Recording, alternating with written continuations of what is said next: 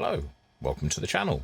I'm George, and today we're going to be finishing off the Hacker RP38 with an alignment and a putting back together. Sounds good, doesn't it? Stick around, you might enjoy this. Although I don't know if I'm going to use fire today. Maybe. What do we have to do to align one of these radios? Now, the instruction manual from Hacker is confusing if you don't know what you're looking at, I'll be honest. There are several ways you can do this. Hope, pray, and twiddle everything until it sounds completely crap and you give it to somebody else to do. Or you can do a bit of reading, do a bit of looking, and watch this video all the way through. You'll find that it should give you all the information you need, even if you haven't got full racks of test equipment and super duper this, that, and the other. Let's get on with it. Okay, so here we are now, and we're looking at the radio.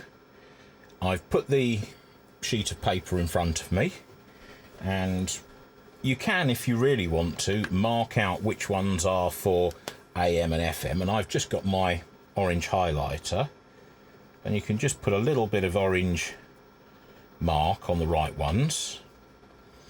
And let's do FM. See, we could mark these, but I'm actually probably not going to adjust those because they've been factory set, they haven't been touched. If we follow the alignment instructions, the first thing you have to do is non-metallic tool, and you have to get the right size. You put a metallic screwdriver in there, or you get the wrong size and you wedge it in, you break a core, it's game over.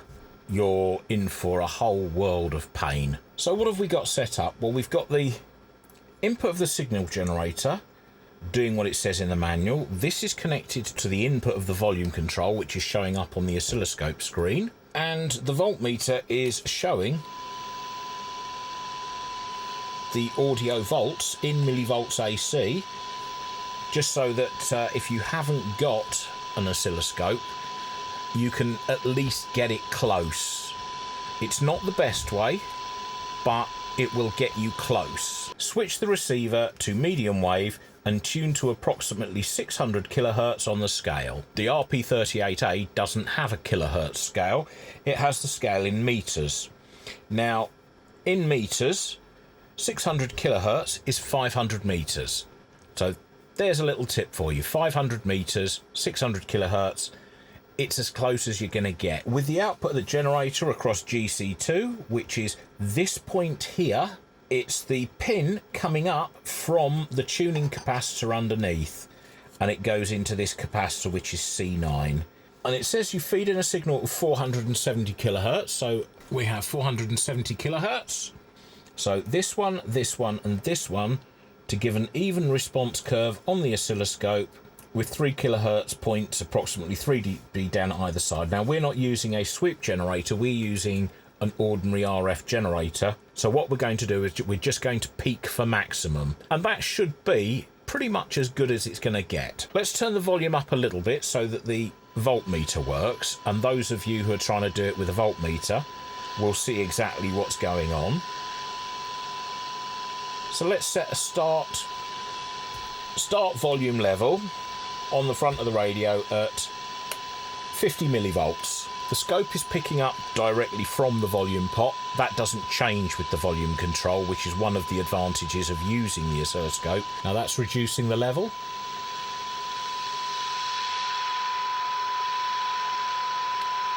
We've got a big increase there. And I'm just going to reduce the level on the scope so that you can see that it's still a sine wave.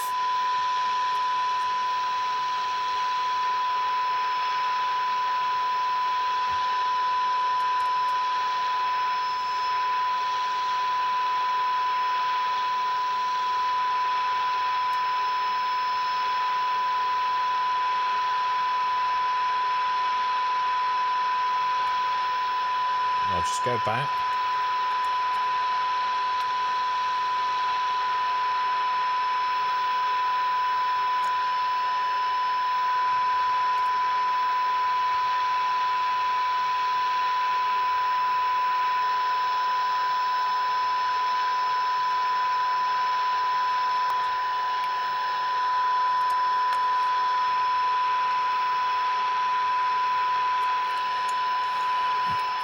Now, as you see, our output voltage now on the meter, 340 milliamps. We haven't touched the volume control. So we brought in the IF section to be exactly 470 kilohertz, which is where it needs to be. And hopefully that will be that section of the radio aligned now. So now it says switch to FM, remove one end of C27 from the printed circuit panel and take off the IF screened coupling lead from the tuner T308. Okay, so to do this I'm going to switch off the radio and I'm going to disconnect the RF input for a second. Let me get set up and I will go through exactly what we've done. This is going to take a little bit of showing, so pay attention. This bit could be quite a thing if you skip this section. Remove one end of C27. So this capacitor here is C27. And all I've done is I've cut it at the top of the board. Nothing more. I've cut it and lifted one leg of it. So that disconnects it completely. I've also disconnected the screened IF signal coupling lead from the tuner, which is the 308 board, and it's here. It comes off of this point here, and again you be able to zoom in. It is marked IF output, and it says that is where we have to connect our 10.7 megahertz signal in. We're going to set up our volume. Let's set it up. There we go. 40 millivolts on the meter.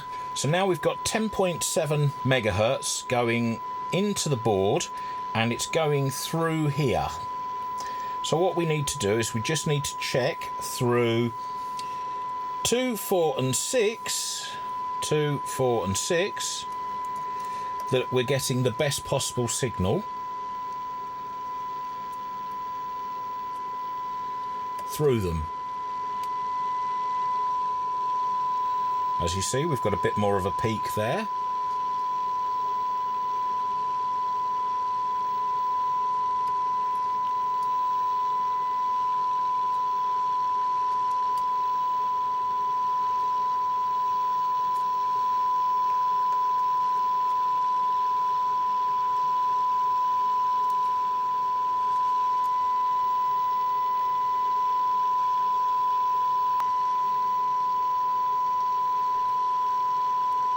I think that's about as good as we're going to get it. Now it says to reconnect this and connect to the aerial socket. So let's turn that off again and set up for that bit. Reconnect the IF lead, so we've resoldered this on, and feed in via the external aerial socket here a 90 megahertz signal, which you can see on the signal generator. Adjust the primary and secondary of IFT in 308, and it may be necessary to retouch IFT1 on the IF board slightly for optimum linearity. 130 there. Now we're going to touch IFT, and we just want to make sure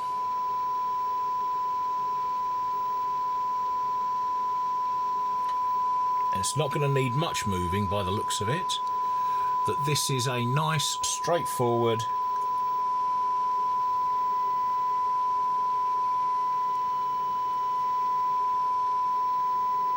linear signal, and that's a very nice looking sine wave. So then it says to reconnect C27. So I'm going to turn it off. I'm just going to push the capacitor, where is it, there, down. I'm going to get the electric glue, and to reconnect it I'm just going to put a blob of solder on the lead that I cut. Now it says here the AM rejection preset, this one, should only be moved if an adequate signal quality source is available. Then fiddle this to reject AM. Now what I would do is I would say do not do that. Do not move that. Leave it alone. It's not going to hurt. You can hear the set is receiving. It's good enough.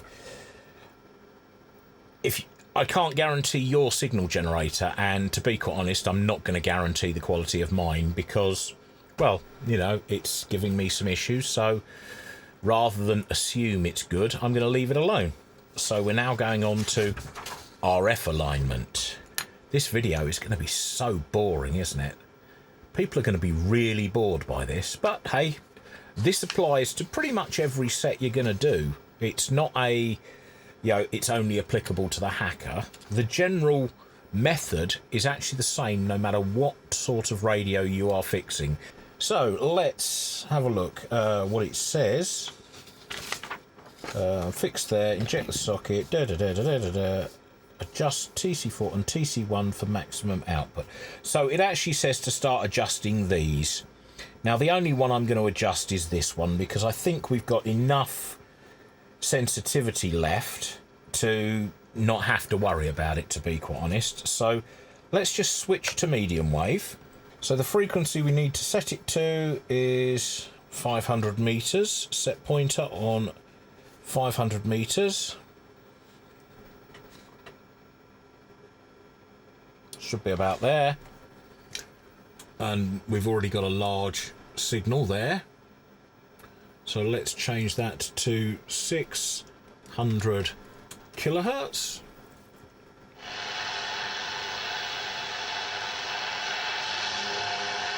Let's see if we can find it. There it is. So let's see where that is. Now that's quite a way away from where it should be. So let's bring that back down to the 500 meters mark.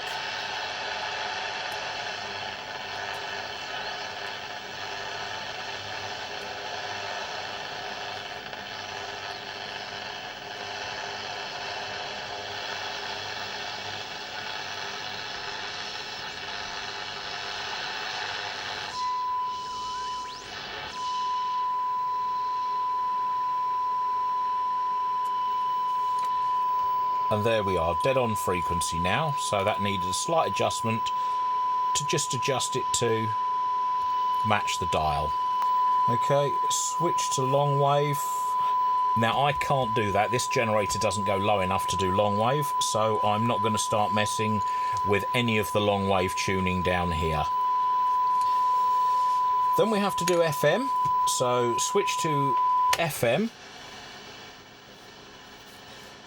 Set the thing to 90 megahertz, so we call 01. There we go, 90 megahertz.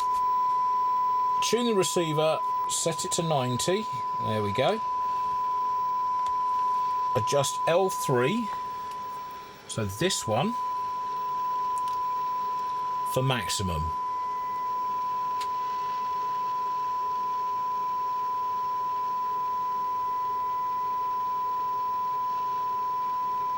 Now, because we adjusted that in a previous step, it's pretty much spot on. So there we go. Then change it to 100 meg and adjust TC3.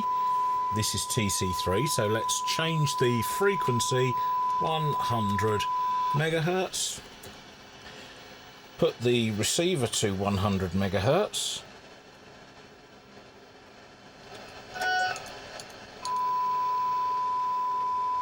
And it's spot on there. Let's just adjust TC3.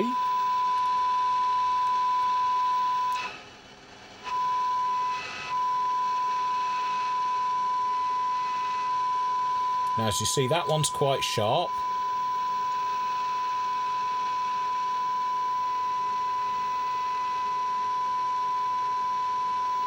And that's about as best as we're going to get it. Inject a signal of 90 megahertz, so let's go back to 90 megahertz. Tune the receiver back to 90. And adjust L1 and L2 for maximum output.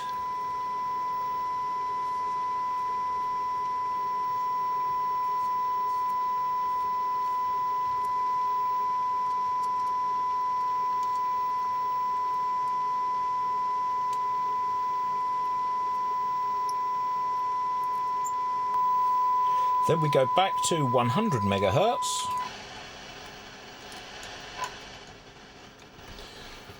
Frequency 100 megahertz.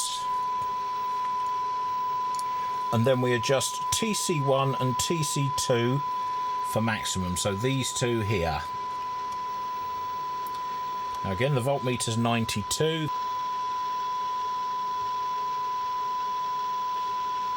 I think that's about as best as we're going to get it.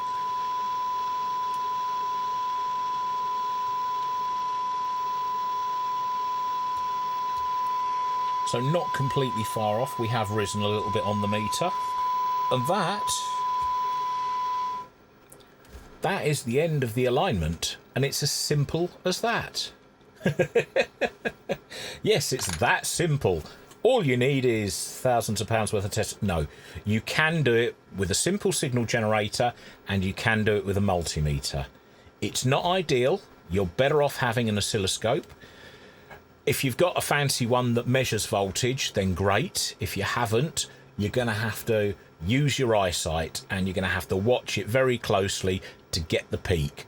But that's the way it is. You can get your peaks and you should be good to go. Now, the only thing left is to do a listening test. Okay, so where are we now? Well, we're sitting at the bench and the radio is here. Thanks very kindly to Radio Cruncher. I'll put a link to his channel in the description and in the tag at the end. He has provided a lovely back grille for this and also the feet on the bottom. So very many thanks to Graham, and thank you for the Christmas card as well. It was much appreciated. But that is ready to rock and roll, as they say. So let's make it rock and roll. Now, because of all the problems that people are having with YouTube copyright and using off-air reception, I built a transmitter, and it's just a little, let's put it in there, little board, little FM transmitter kit, and it's connected to my phone, and I've got a list of things. So let's find a random one.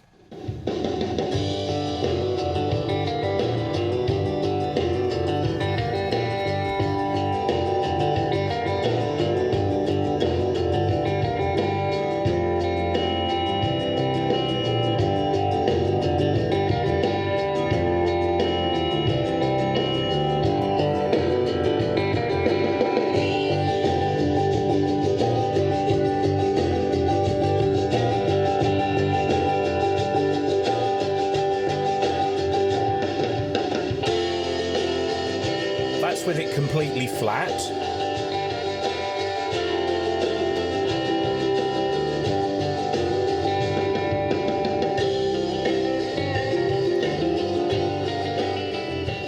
Now obviously the sound is going to be subjective. What sounds good here, once it's gone through my microphone compressors, the video compressor, and then YouTube compressing it again, will probably sound completely awful.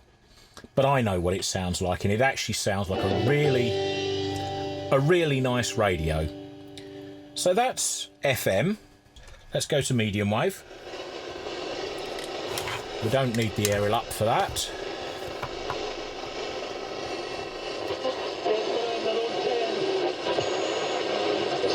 Competition since they lost at Liverpool on the 5th of October, but Manchester City certainly deserved this. De Bruyne actually came off injured. Delivery he got from the midfield, and City were worthy winners today, I think.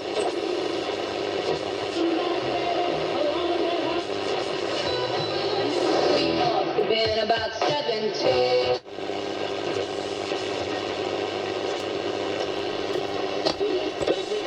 Let's go down to the other end. Right on the edge of the...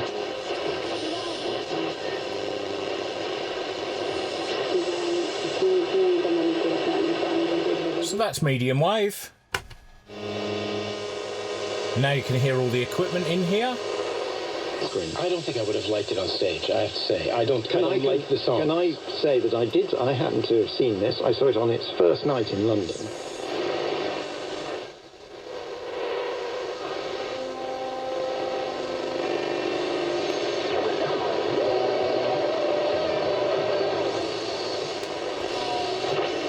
So there we go. We are getting a full reception, all 3 wave bands. It's on fire because it's a hot radio.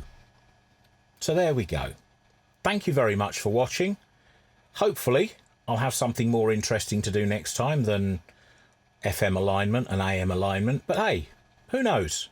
Thank you very much to Shaun from Mancave Workshop, who is currently on a sabbatical from YouTube, for the radio in the first place.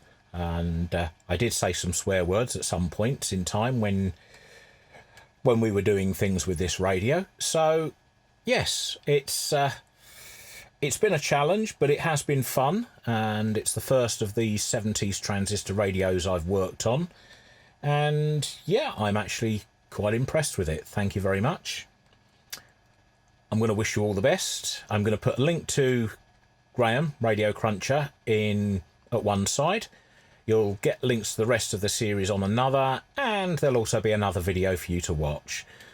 If you like the series, if you haven't liked the series, click like now. Make my world a really happy place. Leave some comments, tell me what you didn't like, tell me how boring it is, and just generally blah blah. You know what YouTubers say. I could slice in that other bit from the last video, couldn't I? Thanks very much for watching, and we'll see you again soon. Bye for now.